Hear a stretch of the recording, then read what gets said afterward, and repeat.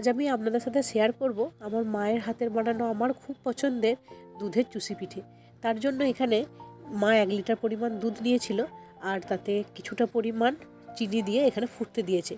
আর একটা পাত্রে অল্প পরিমাণ চালের গুঁড়ি নিয়েছে, যতটা লাগবে 1 লিটার দুধের পরিমাণ অনুযায়ী সেইটুকুনি চালের গুঁড়ি নিয়ে মা ভালো করে এখানে গরম জল দিয়ে একটা এরকম ডো তৈরি করে নিয়েছে। এরপর এটাকে ভালো করে মেখে নিতে হবে।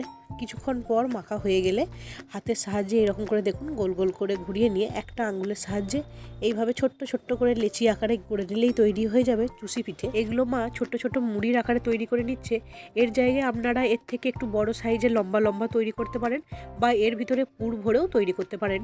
তো দেখুন এখানে মায়ের সমস্ত চুষি পিঠে এখানে কাটা হয়ে গেছে। তো মাকে বললাম চলো, দুধটাও ফুটে গেছে, দুধ ফুটে যাওয়ার পর এই পিঠেগুলো ওর উপরে ঢেলে দিতে হবে। অপেক্ষা করতে হবে যতক্ষণ না অবধি এই দুধের সাথে পিঠেটা ভালো করে সেদ্ধ হয়ে যায়। তো চলুন পিঠেটা এখানে সেদ্ধ হোক, ততক্ষণ মা এখানে একটু নারকেল কুড়ে নিচ্ছে। এই পিঠেতে নারকেল কুড়ি দেওয়াটা অবশ্যই অপশনাল। আপনারা যদি পছন্দ করেন নারকেল কোড়ানো দেওয়া তাহলে অবশ্যই দিতে পারেন, না দিলেও চলবে। আমার খুব ভালো লাগে বলে মা এখানে নারকেল কোড়া দিয়েছে। আর দেখুন এইদিকে দেখতে দেখতে পিঠেটা 10 মিনিটের মধ্যে সেদ্ধ হয়ে গেছে।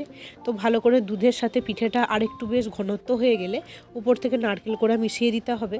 আর স্বাদ মতো চিনি আর একটু মিশাতে হতো, যেহেতু একটু একটু মিষ্টি মিষ্টি হবে। আর উপর থেকে একটুখানি এলাচ গুঁড়ো মা দিয়েছিল, যেহেতু আমাদের গোটা এলাচ ছিল, এলাচটা একটু থেতো করে উপর থেকে মিশিয়ে দিয়েছে।